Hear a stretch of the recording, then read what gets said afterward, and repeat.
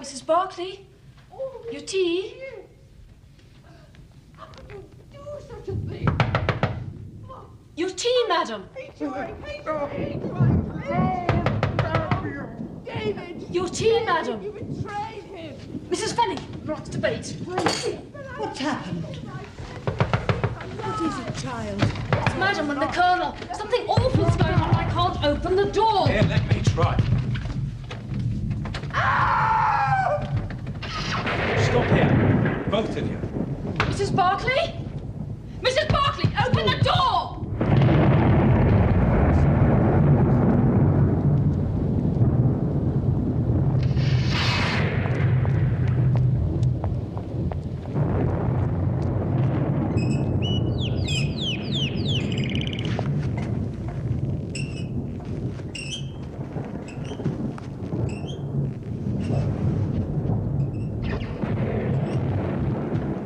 Open the door! The door's locked on the inside as well, and there's no key. I'm going out for a doctor and the police.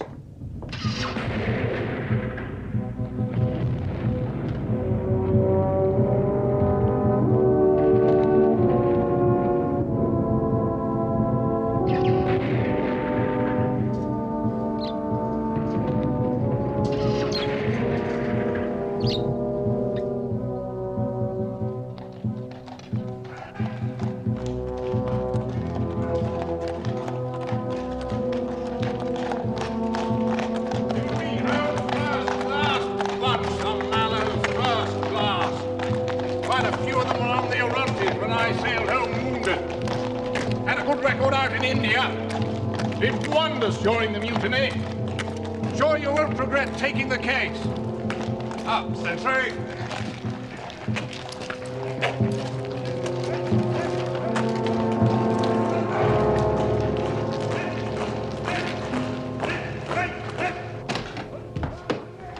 Dr. John Watson, formerly medical officer attached to the Royal Berkshires, now in civilian practice. Murphy, second in command, temporarily in charge of the Royal Mallows following the tragedy of our Colonel's death. And this will be Mr. Holmes. Please.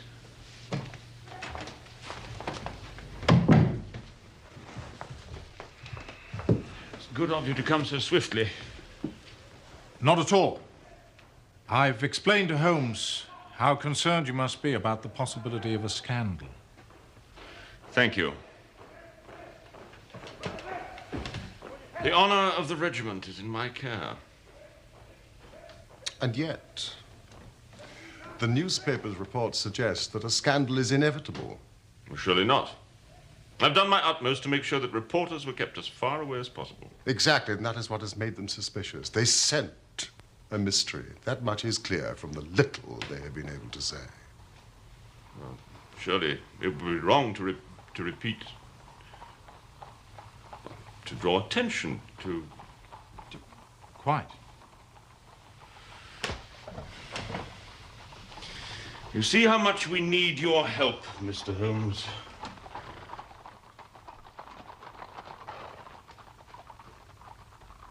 What do you say, Holmes? What can I say? Major Murphy, you have told me nothing. I have come down here after persuasion from my friend, to Aldershot, who has more interest in military matters than I. Now that I am here, please, tell me the facts.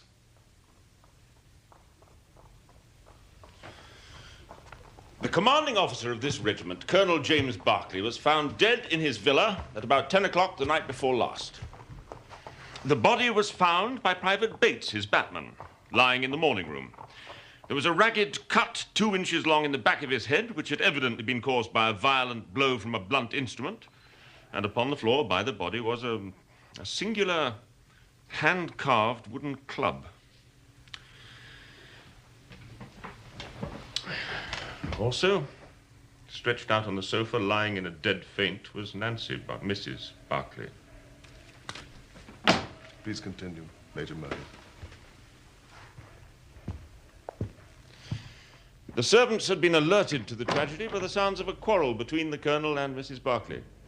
They tried to enter the morning room but found it locked. Bates had to go round by the garden and get in through the French windows. And I suspect Mrs. Barclay.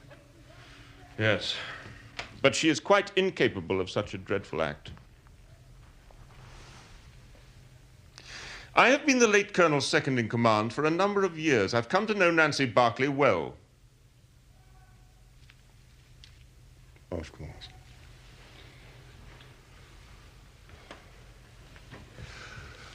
Tell me about Colonel Barclay. Was he highly regarded by the men under his command? Considering his background, remarkably so. His background? Why? Was he ever disgraced? No.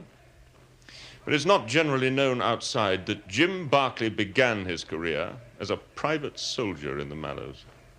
Did he indeed? From private soldier to commanding officer in the same regiment? That's a rare achievement. It was his gallantry in the Indian Mutiny that got him his commission. And then quite rapid promotion over the years. More rapid than mine, for instance. Impressive. And I suppose the unfortunate Mrs. Barclay's in custody? No. Not exactly, no. She's in hospital being looked after, with a police constable standing by. Nancy Barclay is a handsome woman now. But you should have seen her as a young girl in India 30 years ago. She was a daughter of the regiment. Her father was the regimental son major, RSM Devoy, and therefore quite a formidable father-in-law for any soldier. I remember that all the men in my company thought her quite the prettiest girl in the garrison. As a junior officer, I had little to do with her, but I was aware that she was a most charming, most vivacious and spirited girl.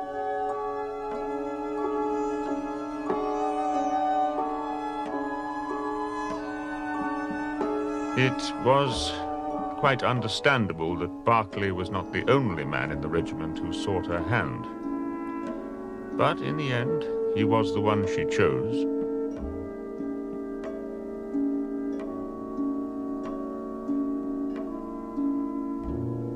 They were married at Bertie, not far from Cawnpore, a few months after the besieged garrison there was relieved by General Neil's column in the summer of 1858. Shortly after the marriage, Sergeant Barclay got his commission as expected. Must have been difficult for the Barclays at first. NCO promoted from the ranks, married to a regimental sergeant major's daughter. Yes. I believe there was some little social friction. But Nancy carried it off with dignity and charm, and they gained acceptance in no time. Barclay's career flourished, and the regiment returned from India some 5 years ago. Barclay was then appointed commanding officer. And the marriage continued to be a happy one? It appeared to be so. Appeared? Most people believed the marriage to have been a uniformly happy one. And what do you believe, Major Murphy? My position as second in command often took me to the Barclays' house. I saw a different side to the marriage.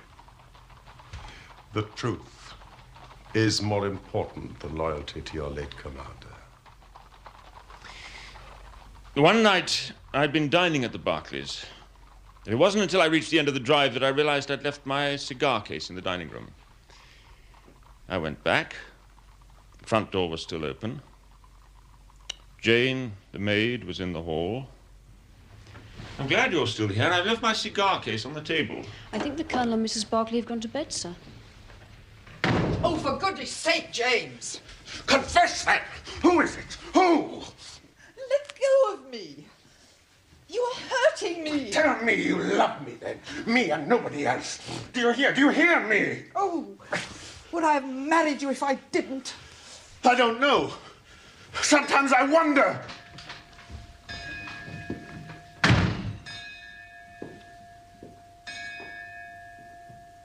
And this expression of jealousy occurred within seconds of you, Major Murphy, leaving the Barclays' hut. Tell me about the Colonel. Was he a violent man in any way? On occasion. He could be most vindictive towards young subalterns. But he'd clawed his way to the top.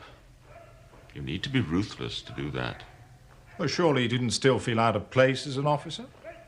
No, I don't think so. But he was subject to a peculiar form of depression. The Queen. The Queen.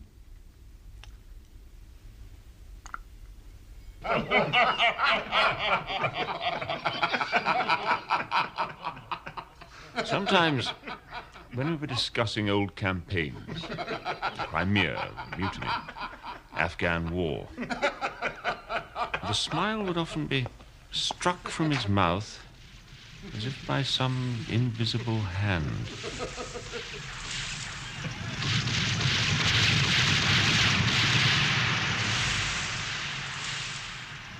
Yes, long service in India can have that effect. I saw that when I was in the Berkshires. You mentioned a carved wooden club found by the body. One of the Colonel's Indian souvenirs. I believe the servants deny ever having seen this club before.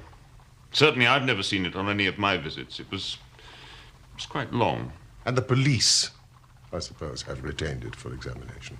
Yes. They believe it to be the murder weapon. Do they indeed? Do you know, I think we should begin by visiting the Barclays' house. Unless, of course, it is possible to interview Mrs. Barclay. I'm afraid she's still unconscious. I thought as much.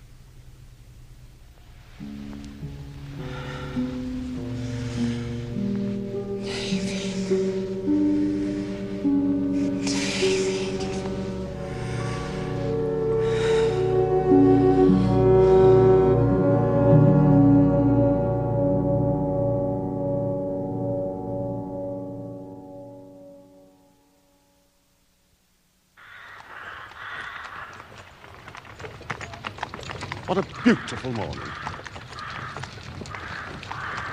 Holmes, suppose Mrs. Barclay had a lover and the Colonel had found out. Major Murphy seems to have been rather close to her. You know, mild adultery has always been commonplace among officers and their wives serving in hot climates. Thank you, Watson, for educating me in military morality. If there had been anything between Major Murphy and Mrs. Barclay, would he have related the incident of his forgotten cigar case?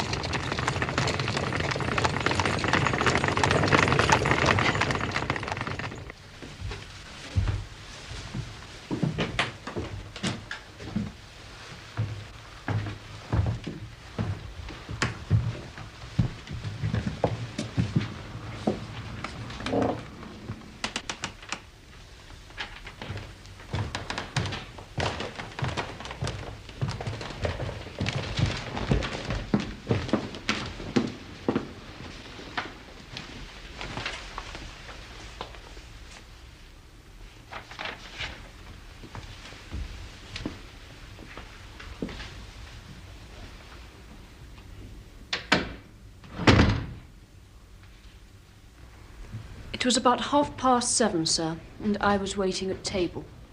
Once a month, Mrs. Barclay spent the evening doing charity work in Aldershot.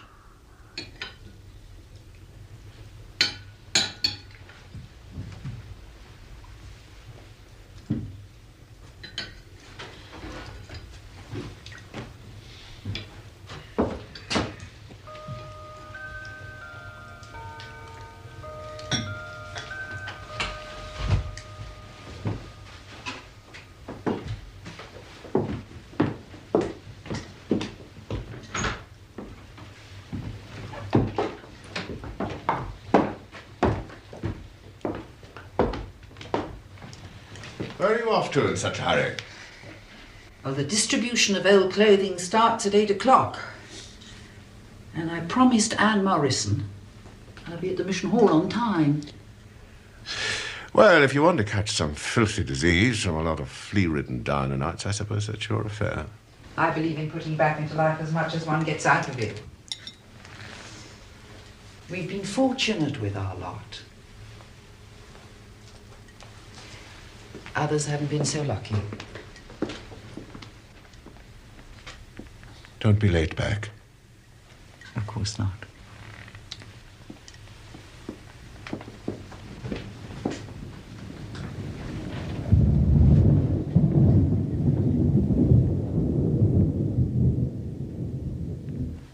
Mrs. Barclay must have returned about 9:15, sir. I was in the kitchen helping the cook with the dishes. There was thunder in the distance, and I was just saying to Mrs. Fenning that there was a storm brewing when the morning room bell rang. I came up here to find that Mrs. Barclay had returned. She was walking up and down this room, sir, very pale, upset.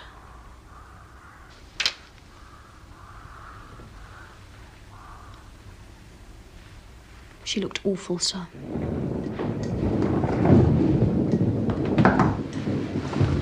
You rang, madam? Yes, Jane. Bring me some tea, will you? Of course, madam.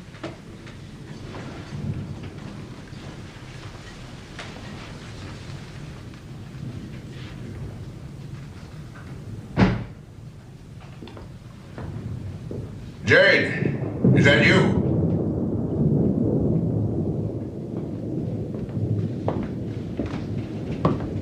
Yes, sir? Did I hear Mrs. Barclay come in? Yes, sir, she's in the morning room. The morning room. Yes, sir, I'm just about to take her a pot of tea. Tea? What does she want tea for at this hour?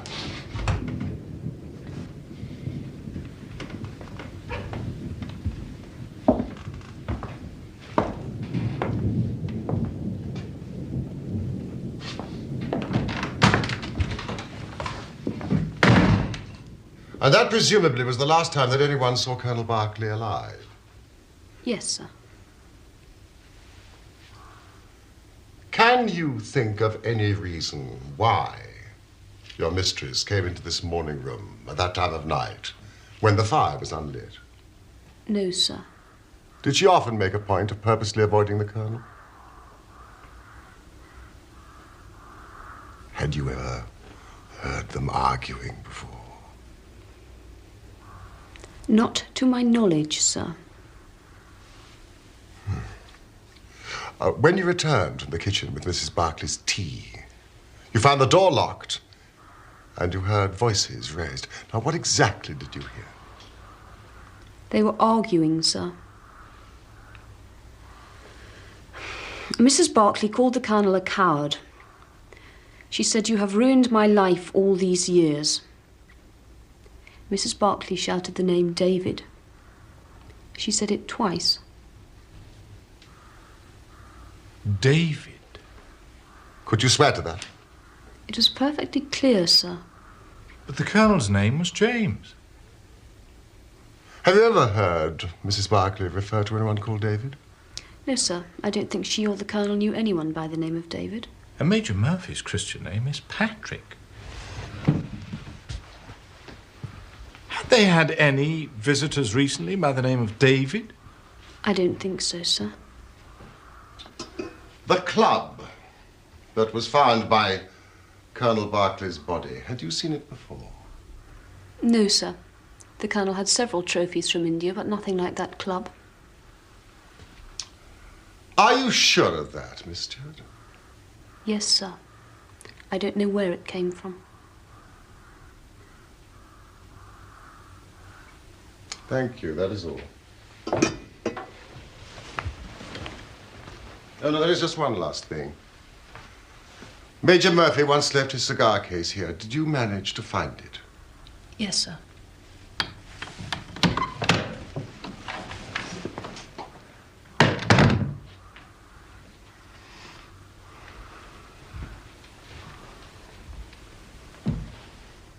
The Colonel was lying down here, sir. With his head by the fender? Yes, sir. You can see the mark of the blood still. But the most frightening thing of all, sir, was his face. His face? When I rolled him over, I almost fainted away to look upon it. It was all contorted, screwed up, with the most horrible look of fear and terror. As if he'd foreseen his own death? Quite possible, sir. Thank you, Bates. What apparition, what monster was it that could have frightened the Colonel so? Not Nancy Barclay, for sure. This door was locked shut, sir, and what's more, the key was missing. Missing?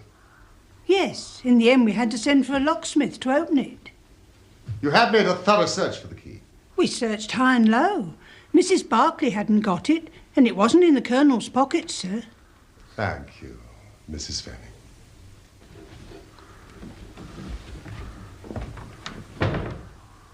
Watson, if the key was not in the door, and neither Mrs. Barclay nor the Colonel had it, then there must have been a third person. Exactly. Who either entered or left through those windows.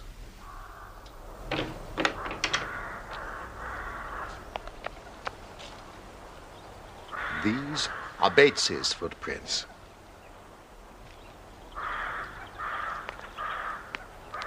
And these are the footprints of someone else. Someone has recently crossed this lawn. The marks are just visible.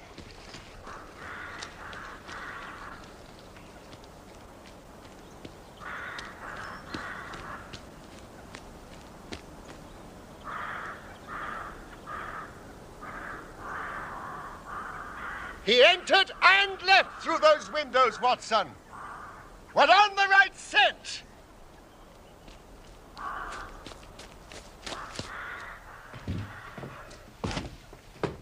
Watson, look at this.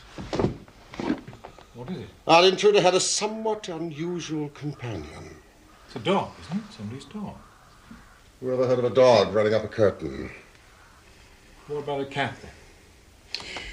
These paw marks are not those of a cat, not of a monkey, nor of any creature that we are familiar with.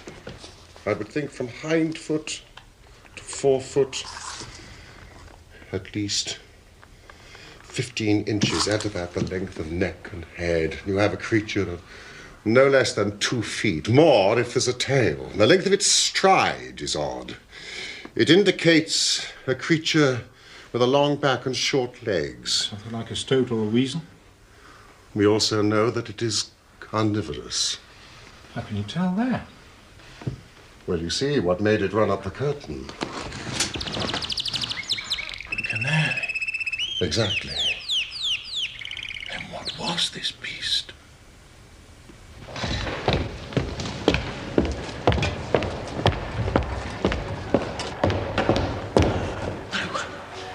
I can't.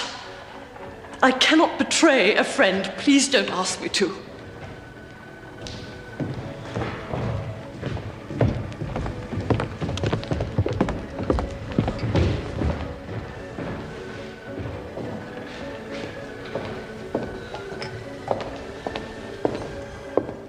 Miss Morrison.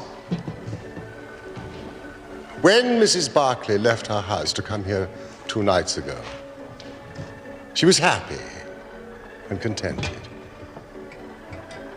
When she returned 2 hours later, she was a changed woman. Now the police suspect her of murder. You owe it to your friend to clear her name. You must tell me what happened last night that so changed her. Very well. I shall break my promise of silence if what I can say can really help her.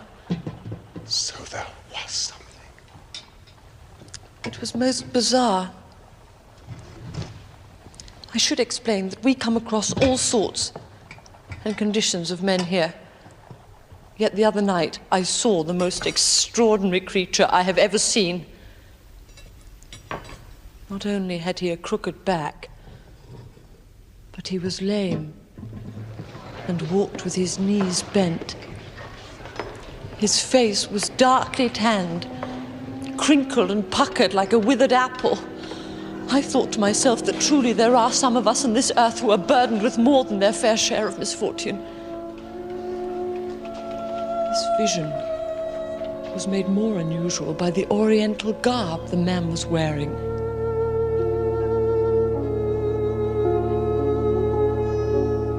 I pointed this person out to Nancy as someone especially deserving of help.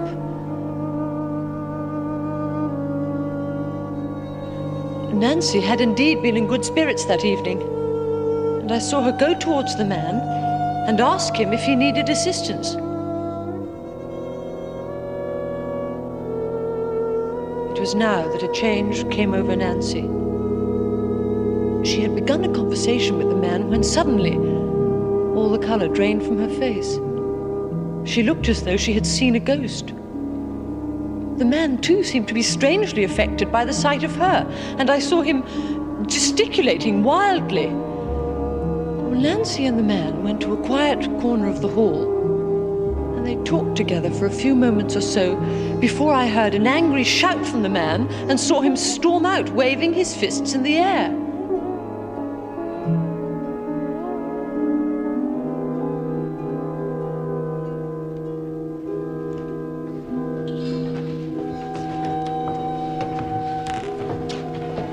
What is it?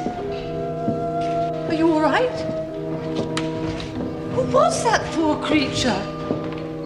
Oh, it's an old acquaintance of mine, fallen on hard times. Promise me, Anna, you won't say anything about this to anyone. Promise me. Of course I promise. If you so wish. Thank you. And the identity of this man? I thought you might ask me that. Well, after this terrible happening, Nancy left. I naturally made a few inquiries among some of the regulars. Such an unusual-looking creature has, of course, attracted attention. It appears he is an old soldier recently back from India. And no one knows anything else about his background, except that he makes a living by entertaining the troops. Conjuring tricks. That kind of thing. And did you tell the police about him? Of course not. A promise is a promise. Yes, of course. Thank you, Miss Morrison.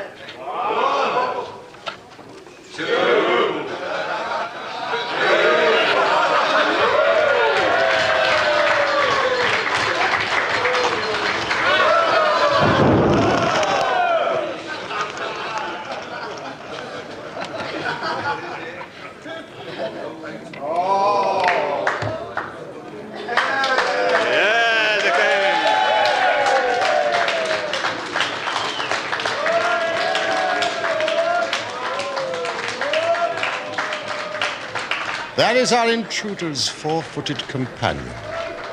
It's a mongoose. I think we've found our man.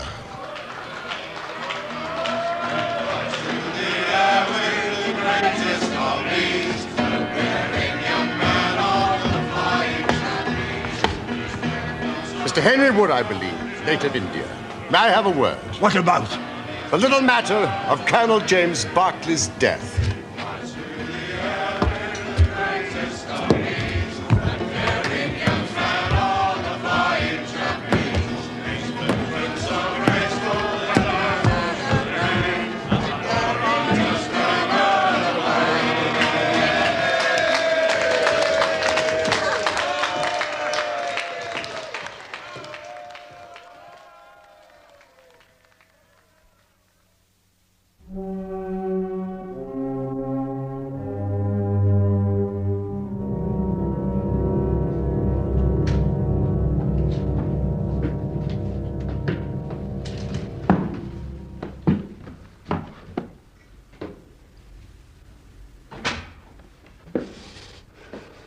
She is innocent. You can take my word for it. Then you are guilty. No, I am not guilty. Then who struck the colonel down? It was a just providence that killed him. His own guilty conscience. I think you'd better explain. My God, if I had smashed his head in, as it was in my heart to do, he would have got only what he deserved from me. No, I never laid a hand on him. I was spared the trouble. I'll tell you my story. There is no cause for me to be ashamed of it.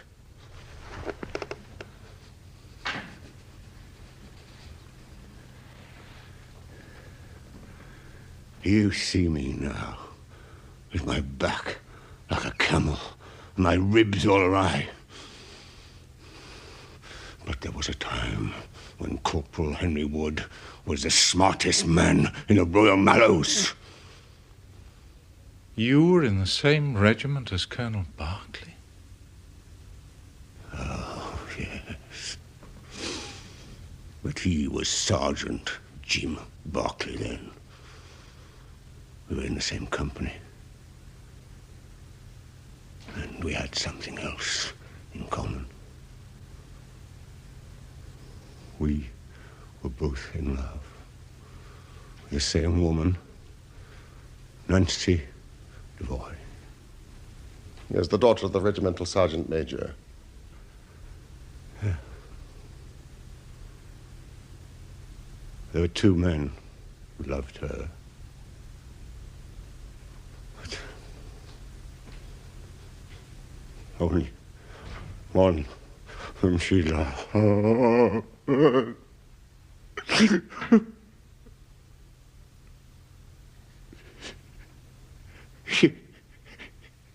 You'll laugh when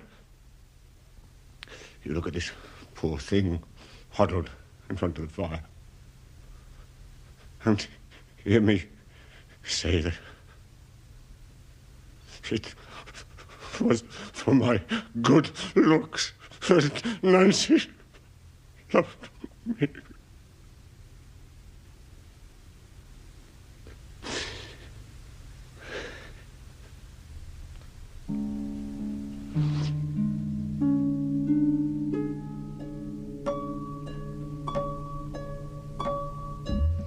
I was the one she loved, all along. But although I had her heart, her father didn't approve of me.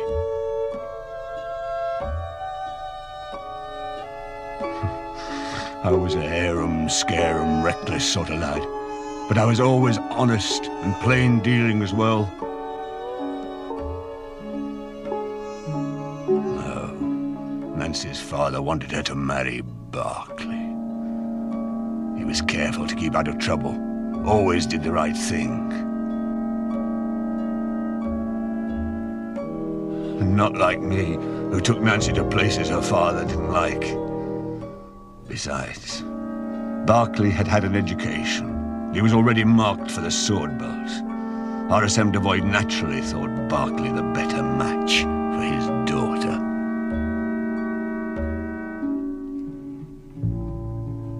But she remained true to me. And we would have married had it not been for the mutiny. Why did Nancy Devoy not marry the man she loved? It was monsoon time, 1857, and the sepoys rose up against the British. The regiment was shut up in Bertie. There were 10,000 rebels round us, pinning us down like terriers round a rat cage. We run short of food and ammunition, and we had to communicate with General Neal's column that was moving up country. It was our only chance to get help.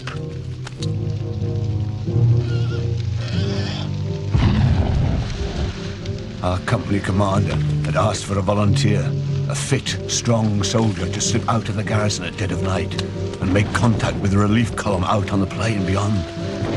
Like a fool, I volunteered. It was a dangerous mission, all right. There were 1,000 lives in peril. But I was thinking of only one of them.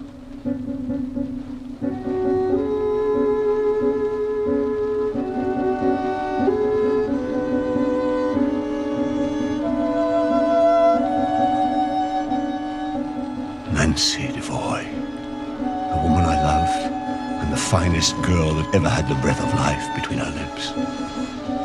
Saying goodbye to her was the hardest thing.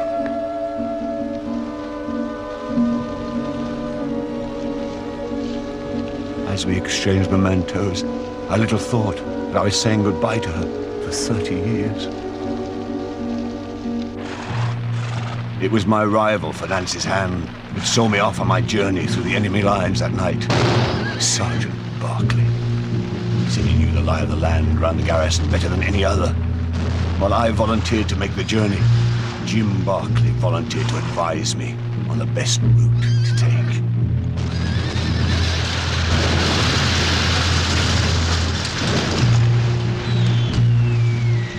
So, just after 10, while my comrades gave me covering fire, I set off.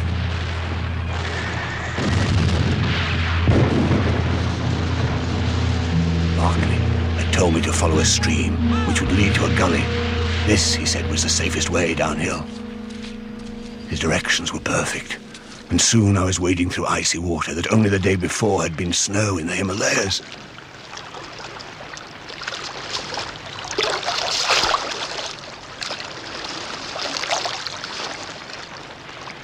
I could see the lights and fires in the rebels' camp, but I kept well down, out of sight of their sentry posts.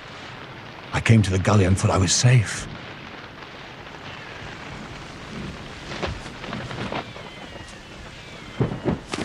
But then it happened. I was attacked. Something hard cracked down on my head. Then everything spun round. When I came to, I was trussed up like a chicken and hanging from a tree. My arms felt as though they were being wrenched out of their sockets. I didn't mind the pain, but I was sick at heart for having failed in my mission. What would be the fate of those I had been trying to save?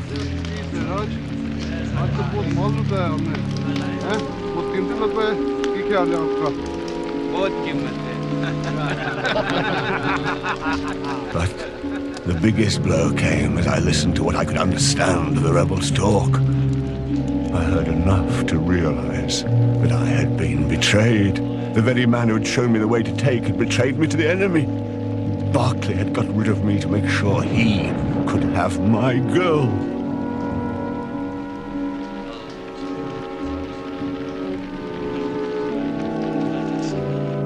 Now, you know what James Berkeley was capable of.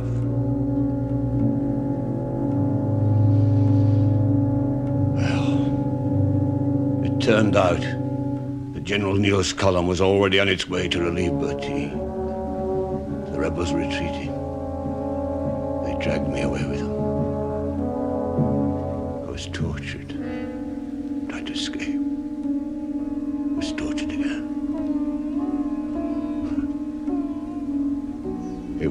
Many a long year before I saw another white vein.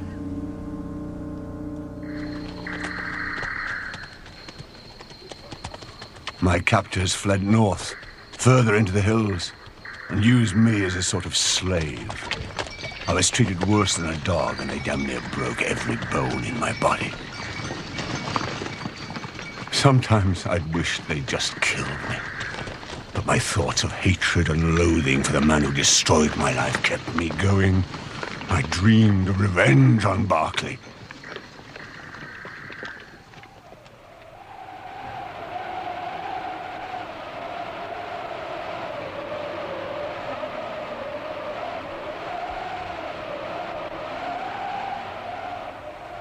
One day, some Afghan tribesmen murdered the rebels who held me prisoner. They left me for dead too. But by a miracle, I still lived.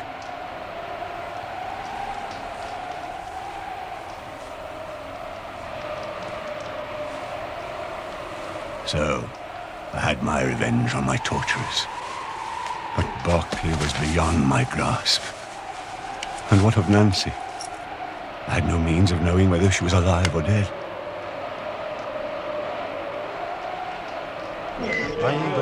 I wandered back to the Punjab and lived among the natives, picking up a living by the conjuring tricks I'd learned from the street magicians. What use was it for me, a wretched cripple, to get passage back by ship to England and make myself known to my comrades in the regiment? Even the desire to have my revenge on Jim Berkeley didn't make me go. And why? I'll tell you straight. I preferred my Nancy and my old pals in the Royal Mallows to go on believing that Harry Wood died a hero's death, with a straight back, and see him crawling about the world more like a chimpanzee than a human being. But you did return. And to Aldershot, where your old regiment was stationed. Why? I just wanted to see the old country once more before I died. I saved what I could. And eventually, I got a show.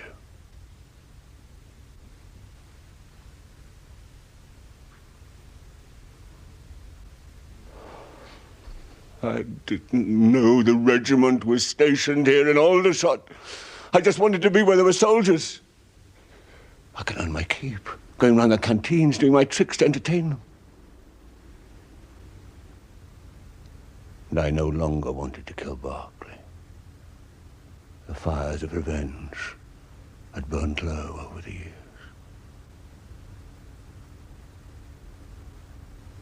Until I saw her.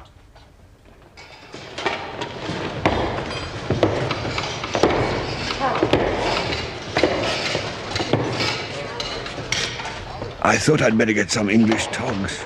I look comical enough without wearing these foreign clothes the whole time. At first, I was more interested in finding a thick overcoat than looking at the charity ladies who were doling them out. Then, one of them came over. I recognized her at once. She'd hardly changed. Still beautiful. What's more amazing is she seemed to know me. Good evening. Can I help you? Have you been able to find anything that...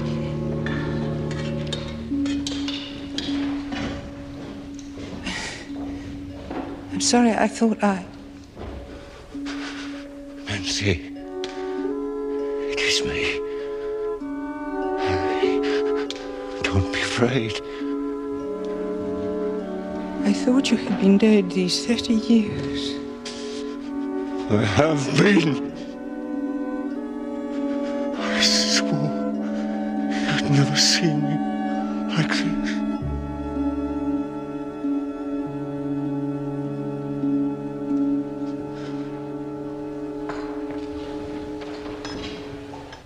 We spoke for a moment or two together. I told her some of my story. should have spared telling her that her husband was a traitor, but it all came pouring out of me, 30 years of hate.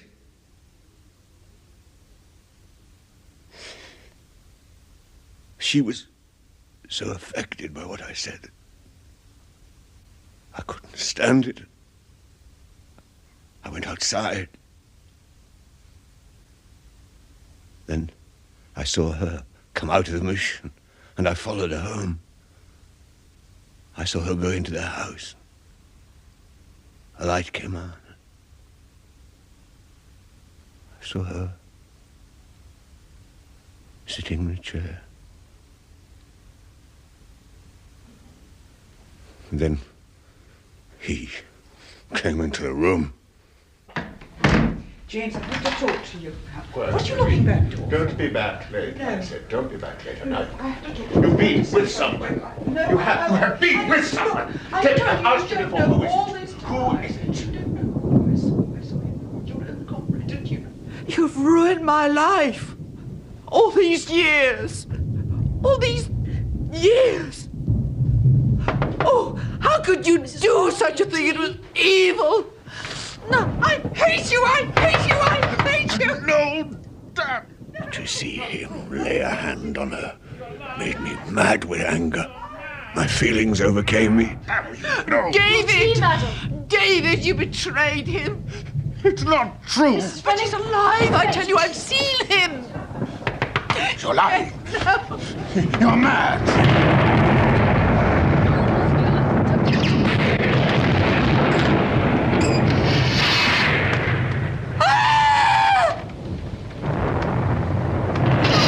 He looked as I have never seen a man look. I read death on his face as plain as anything. The bare sight of me was like a bullet through his guilty heart.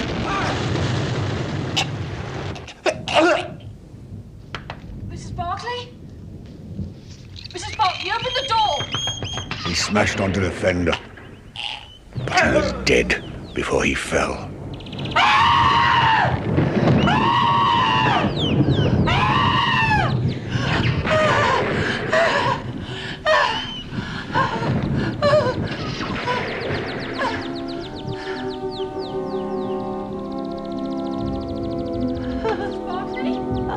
Mrs. Barclay, open the door!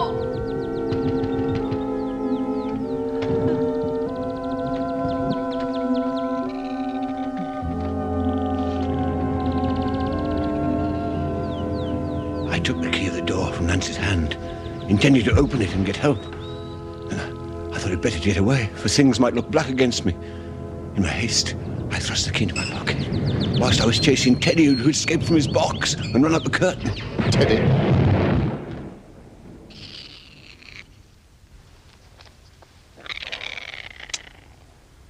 So the Colonel died before he struck his head on the fender. An apoplectic fit brought on by shock. Mr. Werner. Provided the coroner reaches the same conclusion, Mrs. Barclay... Nancy. ...will be free. I trust you would have no objection to repeating your story to the police, should the need arise. Mr. Holmes. How is Nancy? She's in hospital. I understand in time she should make a complete recovery. Thank God.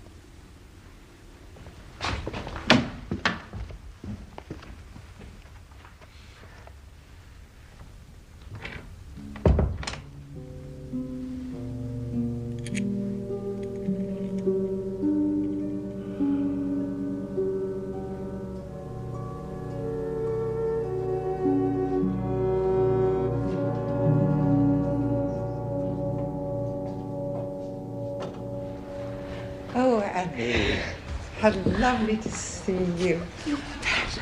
Yes, I'm much better.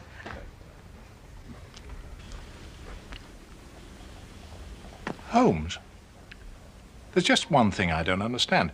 If the Colonel's name was James, and Wood was called either Henry or Harry, then who the deuce was David?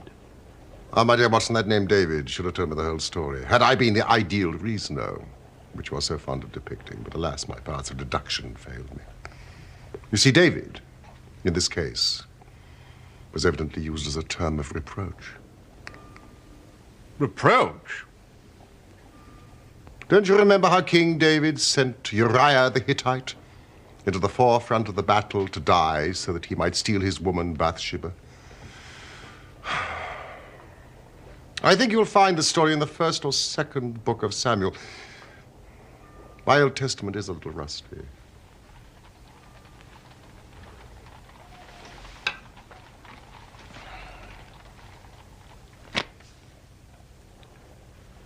You're quite right, Holmes. Second book of Samuel. Chapter 11, verses 14 to 17. You appear to have looked it up yourself. Since we returned home from Aldershot. How did you know? You used this bill for our meal at Waterloo as a bookmarker, did you not? Excellent, Watson. Elementary, my dear Holmes.